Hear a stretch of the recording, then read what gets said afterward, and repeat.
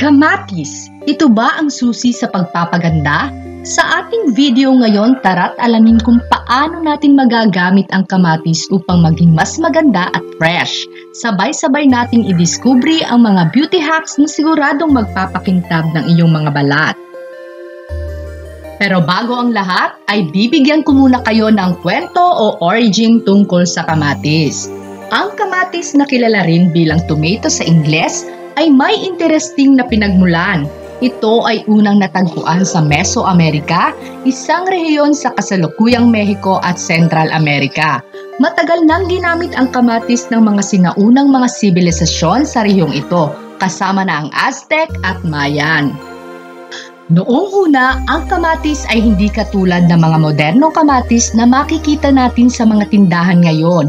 Ang mga sinaunang kamatis ay mas maliit, mas mapait at may iba't ibang kulay tulad ng dilaw at berde. Ipinapakita nito na sa paglipas ng panahon, nagkaroon ng mga pagbabago sa pamamagitan ng natural na seleksyon at pag-aalaga ng mga tao.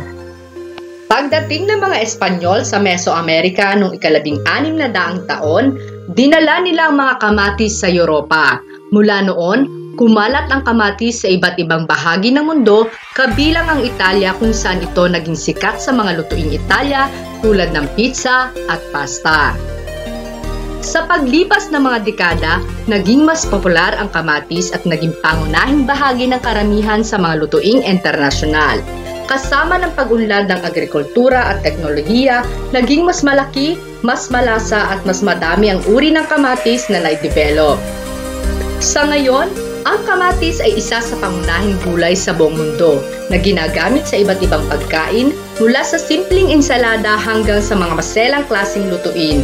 Pinapakita nito ang pag-usbong at pag-angat ng kamatis mula sa sinaunang sibilisasyon sa Mesoamerica patungong pandaigdigang popularidad nito bilang isang versatile at masustansyang bahagi ng ating pagkain.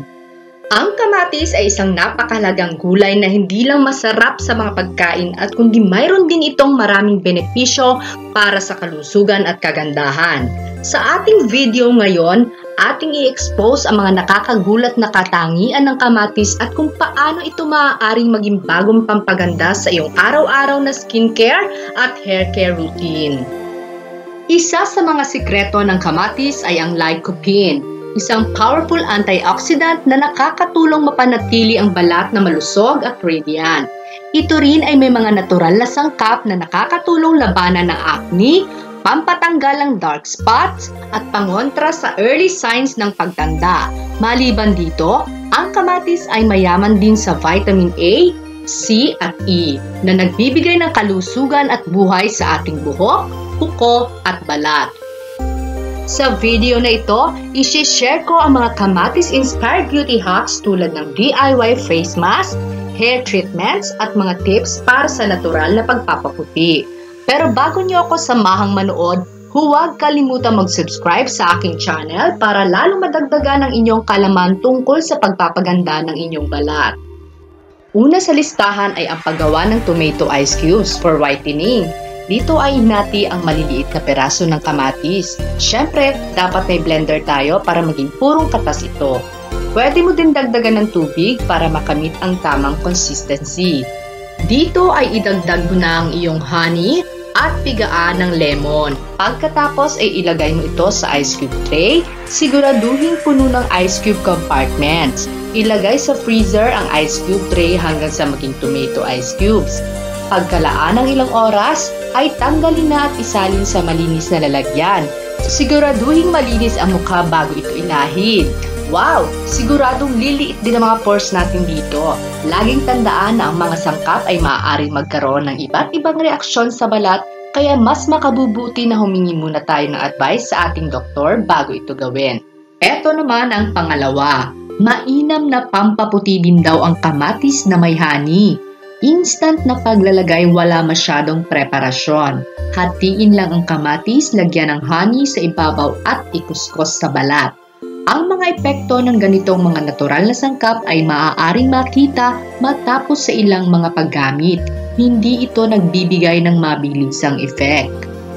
Ito ang ngayon ko lang matutuklasan. Ang kombinasyon ng tomato extract at potato extract ay maaaring magkaroon ng ilang potensyal na benepisyo para sa balat dahil sa kanilang mga sangkap na nakapagpapaganda ng kutis.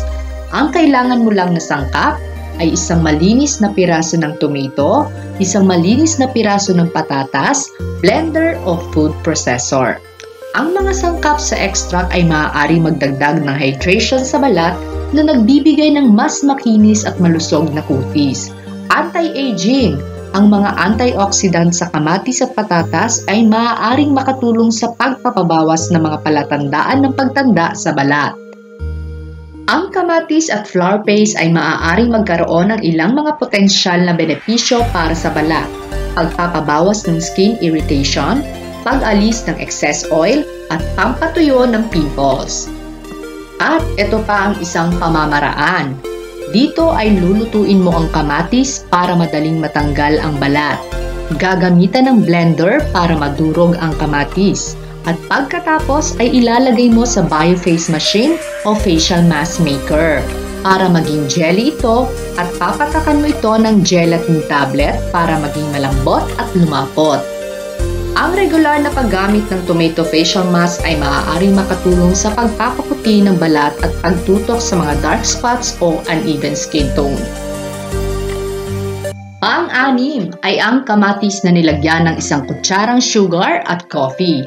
Ang kamatis kapag ginamit bilang bahagi ng isang scrub ay maaaring magkaroon ng benepisyo para sa iyong balat.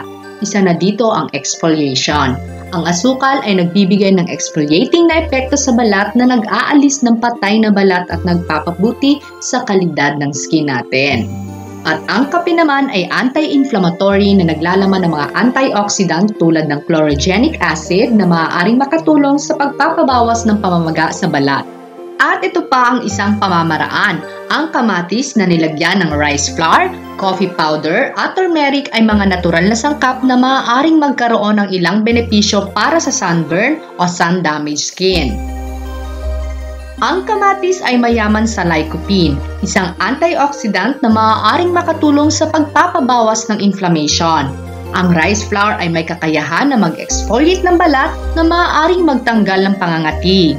Ang coffee powder ay mayroong anti-inflammatory properties na maaaring makatulong sa pagpapabawas ang pamamaga. At ang turmeric naman ay may anti-inflammatory at antioxidant properties na maaaring makatulong sa pagpapabawas ng redness at pamamaga ng sunburned na balat.